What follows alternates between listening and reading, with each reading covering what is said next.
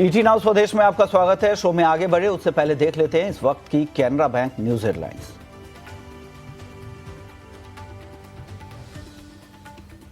OPEC plus के उत्पादन बढ़ाने की योजना से कच्चे तेल में नरमी। ब्रेंट क्रूड का भाव $66 के करीब फिसला। एमसीएक्स पर भाव 5,550 रुपए के पास। कमजोर डॉलर से सोने में एक महीने के निचले स्तरों से रिकवरी। कॉमेक्स पर सोना $3340 के पास। एमसीएक्स पर भाव 96,900 रुपए के पास। सोने के साथ चांदी में भी तेजी। कॉमेक्स पर चांदी $35 के करीब। घरेलू बाजार में भाव 1,06,700 रुपए के ऊपर। आज सभी मेटल्स में कमजोरी, हल्की नरमी के साथ कॉपर 895 रुपए के नीचे, एल्युमिनियम 248 रुपए, लेड का वायदा 180 रुपए के पास, जिंक 1% गिरकर 256 रुपए तक फिसला।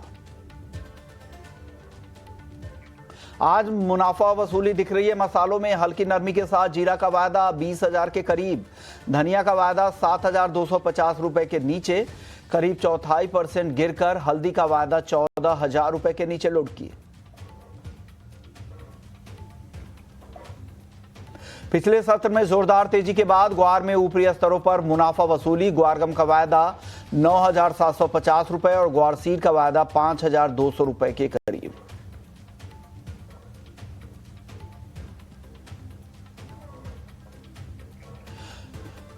जुलाई में जमकर होगी बारिश। आईएमडी को जुलाई में सामान्य से 106% ज्यादा बारिश का है अनुमान, जबकि नॉर्थ ईस्ट और पूर्वी भारत में सामान्य से कम बारिश की आशंका।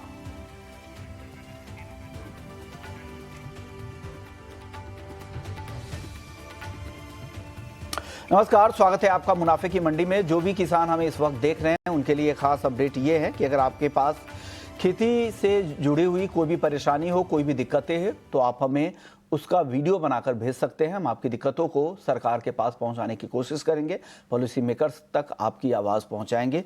ये हमारी लगातार पहल है और लगातार किसान हमें अपना वीडियो बनाकर और टेक्स्ट मैसेज के जरिए भी अपनी दिक्कतें भेज रहे हैं। हम लगातार शाम के शो में इसे शामिल भी करते हैं। तो खेती किसानी से जुड़ी हर परेशानी हमसे शेयर कीजिए, अपना वीडियो बनाएं। अगर वीडियो नहीं बना सकते हैं तो टेक्स्ट मैसेज के जरिए भी आप अपनी दिक्कतें भेज सकते हैं। नंबर है 9136934065। इस नंबर पे आप अपना वीडियो या फिर मैसेज भेज सकते हैं। हम आपके सभी मैसेजेस को इस प्लेटफॉर्म के जरिए दिखाएंगे और सरकार तक आपकी आवाज़ पहुंचाएंगे। नंबर स्क्रीन पर है, नोट कर ले, 9136934065। चलिए आगे बढ़ते हैं। अब शुरुआत कर लेते हैं गोल्ड से। गोल्ड में लगातार दूसरे दिन तेजी है।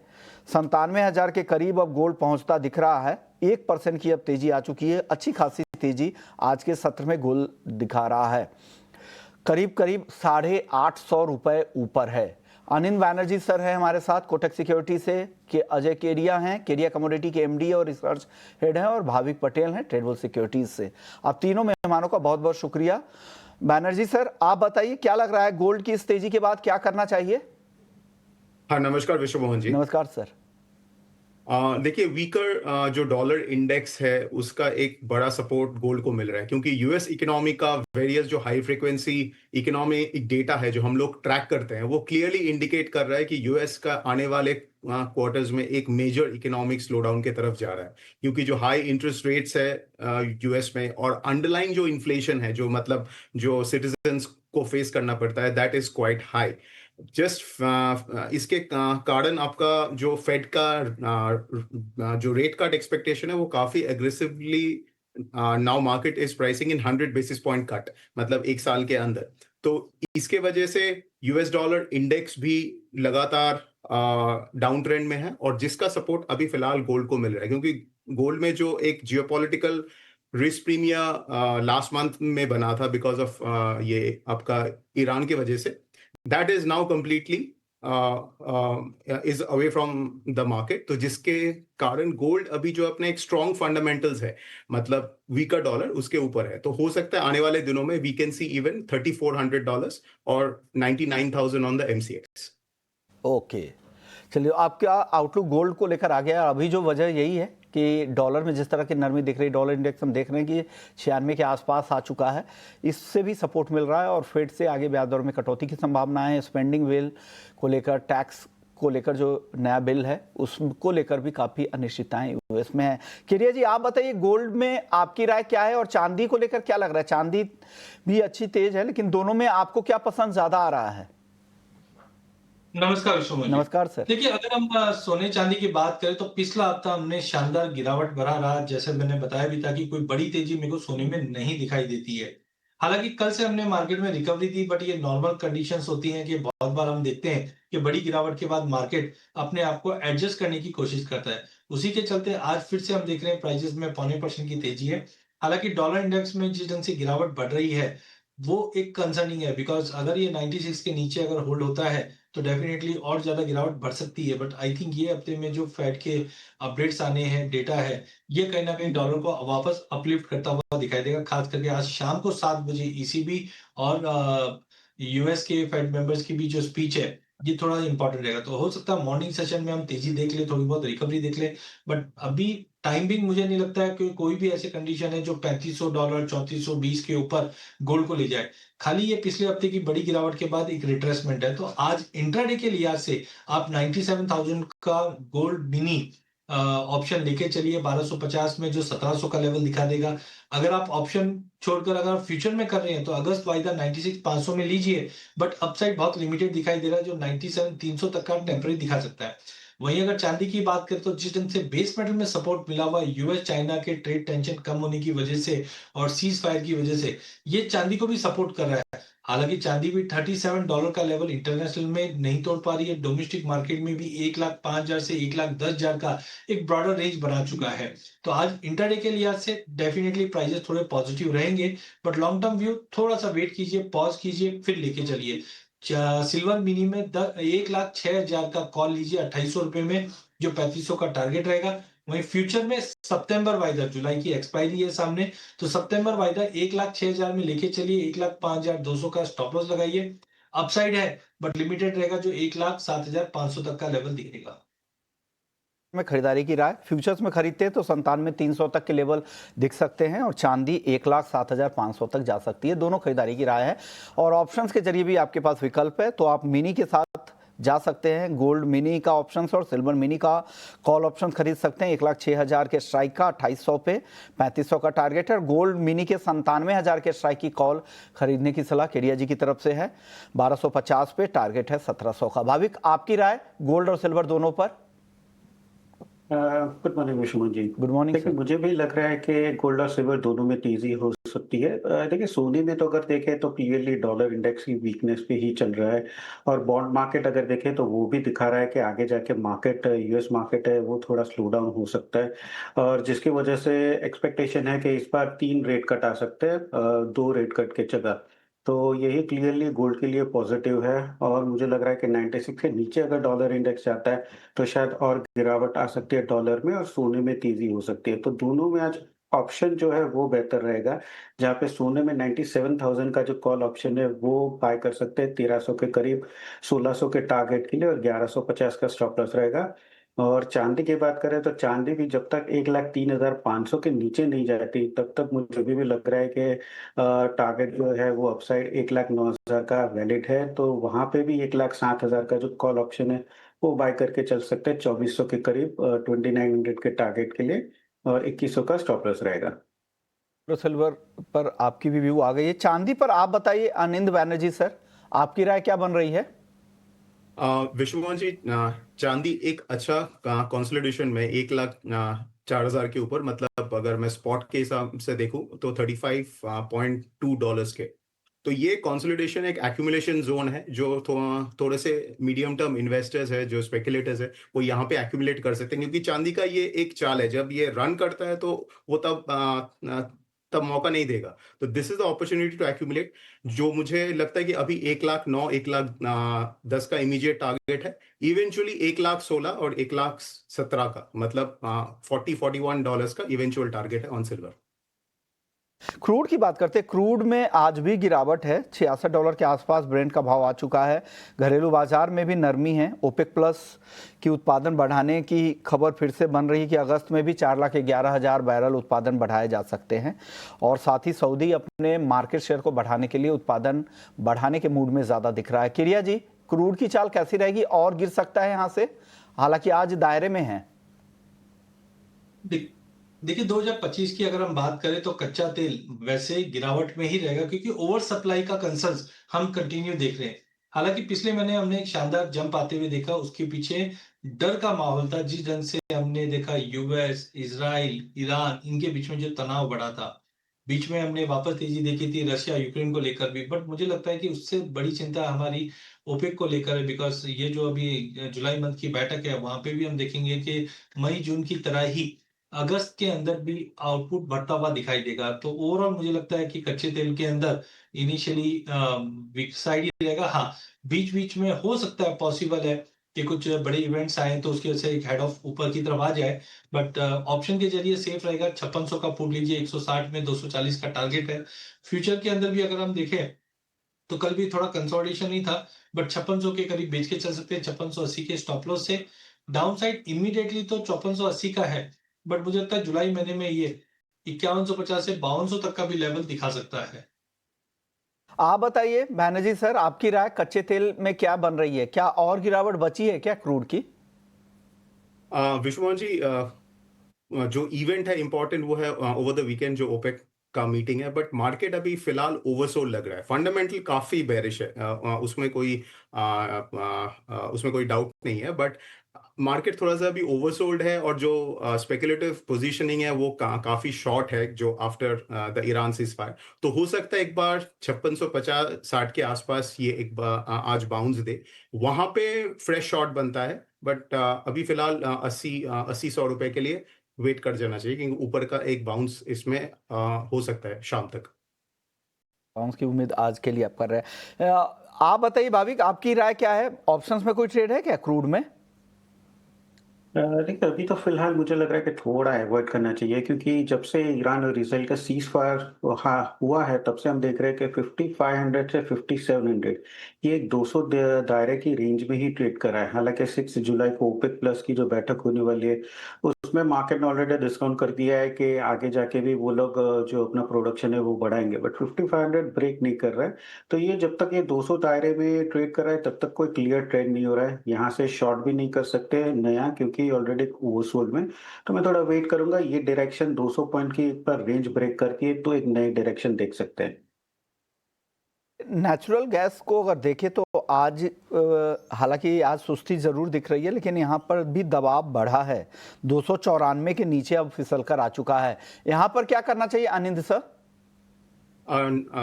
आपका नेचुरल गैस में जो ओवरऑल इन्वेंट्री लेवल्स है यूएस में वो काफी कंफर्टेबल है, और हम लोग एक्सपेक्ट कर रहे हैं कि over the month of July last year की तरह ही इस मार्केट में बेयरिशनेस बन सकता है।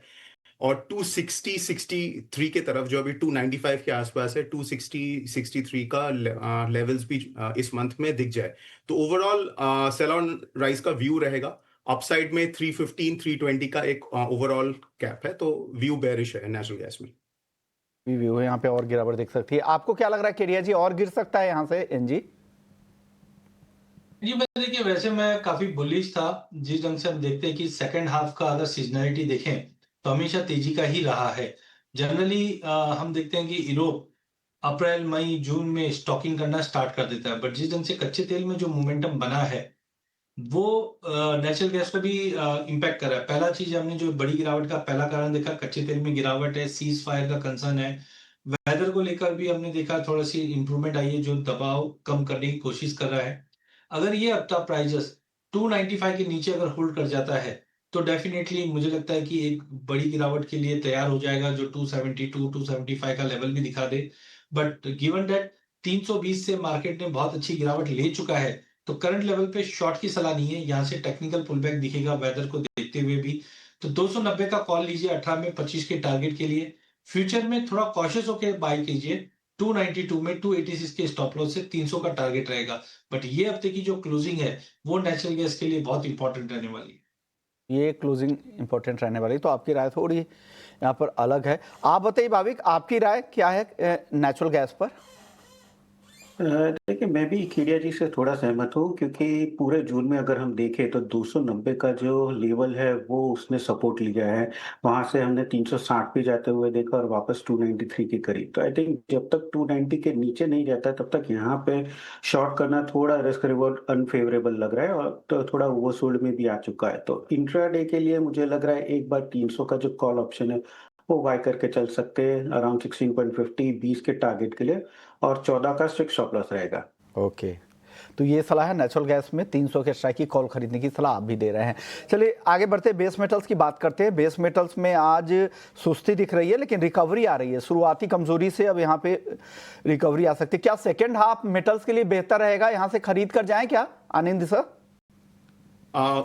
अगर बेस मेटल्स में खरीदना है तो कॉपर बेटर रहेगा। कॉपर और एल्यूमिनियम, जिंक में उतना मोमेंटम है नहीं और फंडामेंटल्स भी उतना सपोर्टिव है नहीं। तो कॉपर में 890 के आसपास खरीदा जा सकता है। हो सकता है इन्वेंट्री जो डेटा है उसका रिलीज के बाद एक डिप मिले 890 के आसपास। 885 का स्टॉप रहेगा और ओवरऑल इसमें टारगेट है 901, बट इवेंचुअल टारगेट कॉपर में है 925। ओके, 925 तक यानी टारगेट है, पोजिशनल राय है। यहाँ से 30 रुपए की तेजी आपको लग रही है। केरिया जी, आपको क्या पसंद है मेटल्स में? मेटल तो मुझे बहुत ज्यादा पसंद है जिस ढंग से यूएस और चाइना का जो ट्रेड टेंशन है वो काफी कम हुआ है। कॉपर पे नजर रखिए, जिस ढंग से सोने में चांदी में जंप आया तो एक रेशियो हम लोग देखते हैं। तो टाइमिंग प्राइजेस डेफिनेटली हो सकता है कि कंसोलिडेशन करना, कि चाइना से जो नंबर्स आए हैं वो आज इंट्राडे में गिरावट दिखा सकता है। बट पोजिशनली मुझे लगता है कॉपर ये महीने में आपको 920 तक का लेवल भी दिखा दे, बट एंट्री करने के लिए आपको 890 का वेट करना चाहिए। तो आज बिल्कुल इंट्राडे के लिहाज से 897 पे हम बिकवाली करेंगे। 902 के स्टॉप लॉस से 890 का टारगेट रहेगा। जिंक के अंदर बिल्कुल मैं निम के साथ ही जाना चाहूंगा, क्योंकि कल भी हमने देखा हायर लेवल पे बिकवाली बढ़ी है। जब तक 260 के ऊपर नहीं जाता है एक टेक्निकल पुलबैक मिल सकता है, जो 257 पे हम बिकवाली करेंगे 259 के स्टॉप लॉस से 254 के टारगेट के लिए। ध्यान रखिए खास करके कॉपर में मुझे लगता है 920 का लेवल आपको अगले 15-20 दिन में दिखाएगा। बट एंट्री आपको थोड़ा रुक कर लेना है, जो 890 या उसके नीचे मिले तो ही एंट्री करना है। तो आज बिल्कुल इंट्राडे के लिहाज से कॉपर को बेच के चलेंगे। इंट्राडे के लिहाज से कॉपर को बेचना है। और जिंक में क्या करना है सर, केरिया जी? जिंक के अंदर भी कल भी हमने गिरावट देखी है, आज भी बिकवाली करके चलेंगे। 257 पे बेचेंगे, 259 का स्टॉप लॉस लगाएंगे, 254 का टारगेट रहेगा। आपकी टॉपिक क्या है मेटल्स में? देखिए, मेरा एक एरिया जी कि आई थिंक कॉपी पेस्ट ही रहेगा कॉल, क्योंकि देखिए जिंक में अगर देखें तो ये स्टार्टिंग में हमने देखा कि मैन्युफैक्चरिंग पीएमआई चाइना का स्लाइड बढ़ के आया, डॉलर इंडेक्स काफी गिरावट हुई, तो उसके बावजूद भी जिंक अगर देखें तो वो लगातार थोड़ा वीक हो रहा है। तो आई थिंक 261 बहुत स्ट्रॉन्ग हर्डल है। जब तक वो ब्रेक नहीं करता है तब तक मुझे लग रहा है वीकनेस कंटिन्यू रहेगी। तो जिंक मेरी भी टॉपिक रहेगी बेचने के लिए अराउंड 257 259 के स्टॉप लॉस है और 254 का टारगेट रहेगा। एग्री मार्केट की बात करते हैं। कल की तेजी के बाद आज नरमी दिख रही है ग्वार में। कल तो जबरदस्त तेजी दिखी थी। केडिया जी, ग्वार को लेकर अब नया व्यू क्या बन रहा है? क्या जो कल की तेजी दिखी थी ये बढ़ेगी आगे? आज सुस्ती है 9760 के पास। ग्वारगम या ग्वार सीट क्या पसंद आ रहा है आपको आज? देखिए दोनों ही काउंटर में अगर हम बात करें तो मुझे लगता है एक अच्छी तेजी जुलाई मंथ में आनी है। बिकॉज रिसेंटली अभी जो डेटा आए सोइंग के काफी अर्ली है। जनरली हम देखते हैं कि 10 से 15 जुलाई तक अच्छे से सोइंग हो जाती है, बट जो रिसेंट डेटा है उसमें सोइंग में ड्रॉप है। वहीं अगर हम एक्सपोर्ट के नंबर्स की अगर बात करें तो वहां पे हमने 10% का जंप देखा है, जो अब 43 200 मेट्रिक टन के आसपास मार्च का दिखा रहा है, और अप्रैल में भी हमने 47 का क्रॉस किया लेवल। तो ओवरऑल स्ट्रक्चर बहुत स्ट्रांग बनती जा रहा है आफ्टर बड़ा कंसोलिडेशन के बाद। तो टाइमिंग तो आप इंटरडे ध्यान दीजिए, जहां पे 5200 पे लीजिए 50 to 80 के टारगेट के लिए, और गवारगम भी 9650 में लेके चलिए करीबन 9800 के टारगेट लिए। बट जुलाई में मुझे लगता है कि ये हायर साइड का एक ब्रेकआउट दे सकता है। वो 5650 का लेवल पॉसिबल है, क्योंकि इस बार थोड़ा सा हम देखेंगे फंडामेंटल साइड ज्यादा सपोर्ट मिलेगा। तो थोड़ा कॉशियस रहिए। जुलाई के अंदर अच्छी बड़ी वॉलिटिलिटी कम से कम 300-400 पॉइंट की गवार सीट में और गवार गम दोनों में आते हुए देखेंगे। आप सर मसालों पर भी केडिया जी दे दीजिएगा, हल्दी जीरा और धनिया पर।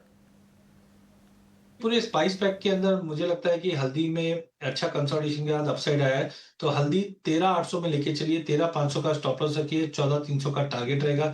जीरे के अंदर एक हार्मोनिक पैटर्न बना था जो हमने 19,000 पे लिया था और अभी भी मुझे लगता है ये तेजी रहेगा, तो 19,900 में लेके चलिए, 19,600 का स्टॉप लॉस लगाइए, 20,400 का टारगेट रहेगा। ध्यान रखिए स्टॉक हमारे पास काफी ज्यादा है, तो प्रॉफिट बुक करते हुए चलिए। लास्ट अगर हम धनिया की अगर बात करें तो 7200 के ऊपर बहुत स्ट्रांग है, लेके चलिए 7350 के टारगेट के लिए। चलिए, तो एग्री मार्केट की बात कर रहे हैं तो मानसून की बात करना ज़रूरी है, और मानसून में को लेकर जो आईएमडी का कल अनुमान आया था जुलाई को लेकर, ये काफ़ी इनकरेजिंग है। 106% से ज़्यादा बारिश की संभावनाएं हैं, और इस पर बातचीत करने के लिए हमारे साथ एक बेहद ही खास मेहमान है। डॉक्टर मृत्युंजय महापात्रा साहब हैं, डीजी हैं, डायरेक्टर जनरल ऑफ मेट्रोलॉजी हैं आईएमडी के। बहुत बहुत शुक्रिया सर, आपने वक्त दिया है। सर, जुलाई में तो बम्पर बारिश की संभावनाएं हैं, क्या ये किसानों के लिए राहत भरी खबर होगी या इससे बाढ़ की भी आशंकाएं बन रही है? धन्यवाद आपको।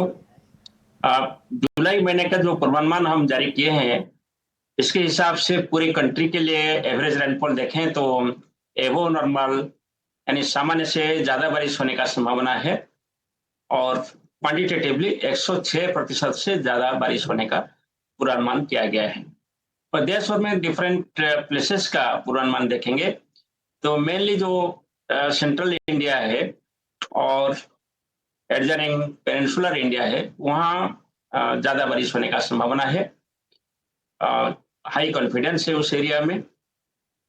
इसके साथ साथ दूसरे जो हिस्सा है कंट्री का, वहाँ नॉर्मल से वो नॉर्मल रेनफॉल रहेगा, एक्सेप्ट एक्सट्रीम साउथ पेनिनसुला जो कि तमिलनाडु साउथ केरला एरिया है, और एक एरिया है नॉर्थ ईस्टर्न स्टेट्स यानी आसाम, मेघालय, अरुणाचल प्रदेश, नागालैंड, मणिपुर, मिजोरम, त्रिपुरा, एडजॉइनिंग सब वेस्ट बंगाल, वो सभी एरिया में सामान्य से नीचे बारिश होने का संभावना है।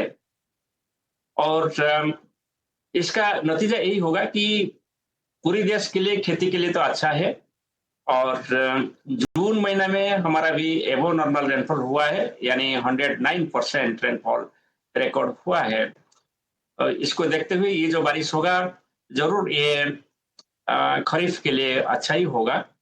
मगर ये जो सेंट्रल इंडिया का जो सदर्न पार्ट्स है और पेनिनसुला का नॉर्दर्न पार्ट्स, जैसे कि महाराष्ट्र, गुजरात से शुरू करके उड़ीसा और नॉर्थ आंध्र प्रदेश, तेलंगाना तक, इस एरिया में ज्यादा बारिश होने का संभावना है।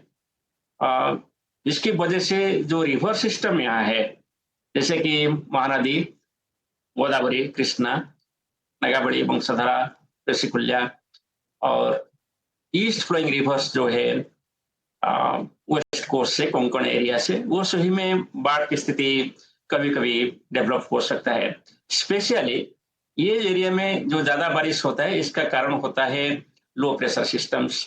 जब low pressure area north bay of Bengal और adjoining central bay of Bengal पे डेवलप होता है, वो सभी उड़ीसा होते हुए गुजरात या राजस्थान की तरफ मूव करते हैं। इसके प्रभाव में वो जहां मूव करते हैं, इसका साउथ में ज्यादा बारिश होता है। इसलिए जो एरिया में बताया, गुजरात से शुरू करके महाराष्ट्र वेस्ट में और ईस्ट में उड़ीसा तक, adjoining Andhra Pradesh, across Chhattisgarh, east MP और वेस्ट एमपी, उस एरिया में ज्यादा बारिश होगा। और इसमें कभी कभी जब लो प्रेशर एरिया आएगा तो बाढ़ का स्थिति डेवलप हो सकता है। जैसे अभी भी सुवर्णरेखा रिवर में बाढ़ का स्थिति डेवलप हुआ है, क्योंकि वहाँ 2 low pressure system continuously move किया है across against West Bengal, North Orissa, Jharkhand area में। इसके साथ साथ जो अर्बन सेंटर्स है, उसमें हमको ख्याल रखना पड़ेगा, क्योंकि यूजुअली जब ऐसे ही सिस्टम मूव करेगा, ज्यादा बारिश होगा और अर्बन फ्लडिंग का सिचुएशन भी डेवलप हो सकता है।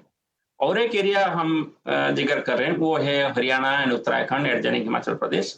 वहाँ भी अच्छा बारिश होने का, माने सामान्य से ज्यादा बारिश होने का संभावना है जुलाई महीना में। और इस इलाके में भी कुछ रिवर सिस्टम्स है, और इस इलाके में बहुत सारे सिटीज एंड टाउन्स भी है, इसलिए हमको भी ख्याल रखना पड़ेगा डिजास्टर रिस्क रिडक्शन के लिए। अदरवाइज खेती के लिए ये बहुत अच्छा खबर है। काफी अहम भी माना जाता है खरीफ फसलों के लिहाज से। सर, क्या चैलेंजेस आप देख रहे हैं आईएमडी के लिहाज से? आपको क्या लग रहा है जब मौसम के लिहाज से क्लाइमेटिक जो चेंजेज हो रहे हैं, कोई नए पैटर्न, क्या बदलाव आपको दिख रहे हैं यहाँ पर, और मेजर कुछ चैलेंजेस दिख रहे हैं आगे? क्लाइमेट चेंज की वजह से जो चैलेंज है, आप देखेंगे कि प्रेडिक्टेबिलिटी डिफिकल्ट हो जाता है, specially localised heavy rainfall, thunderstorm वगैरह के लिए। और इसको एड्रेस करने के लिए हम लोग कंटिन्यूसली हमारा जो ऑब्जर्वेशनल सिस्टम्स को बढ़ाते रहते हैं, नए नए इंस्ट्रूमेंट्स लगाते हैं, automatic weather station, radars and satellites भी।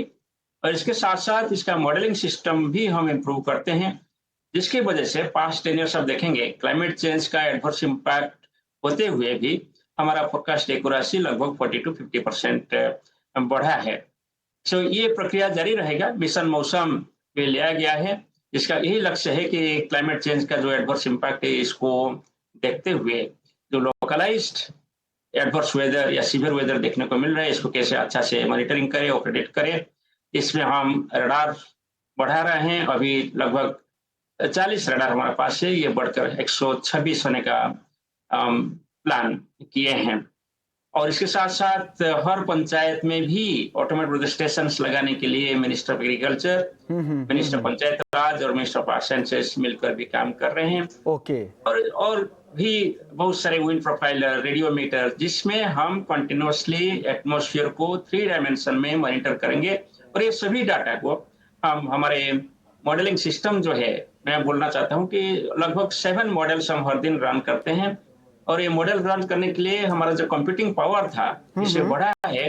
और अभी लगभग 28 पेटाफ्लॉप मशीन है, जिसमें हम ये सभी मॉडल्स को कंप्यूट करते हुए एक इंडिजिनस डिसीजन सपोर्ट सिस्टम जो आईएमडी डेवलप किया है, इसमें हम अच्छा फोरकास्ट देंगे। और नेक्स्ट 5 इयर्स में और फोरकास्ट एक्यूरेसी 10 to 15% बढ़ सकता है। बिल्कुल सही बात है। अब लगातार पेनिट्रेशन बढ़ रहा है, रूरल एरिया में भी आप लोगों के जो सिस्टम डेवलप नया किया है, उससे फायदा हो रहा है, हमारे किसानों को फायदा हो रहा है, ये अच्छी बात है। शुक्रिया सर, आपने वक्त निकाला, हमारे किसानों को गाइड किया कि जुलाई में किस तरह की बारिश होगी, कहाँ पे बम्पर बारिश हो सकती है, कहाँ बाढ़ के हालात है, तमाम डिटेल्स आपने शेयर किया। आपसे आगे भी पूरे मानसून सीजन में बातचीत होती रहेगी। बहुत बहुत शुक्रिया सर आपका।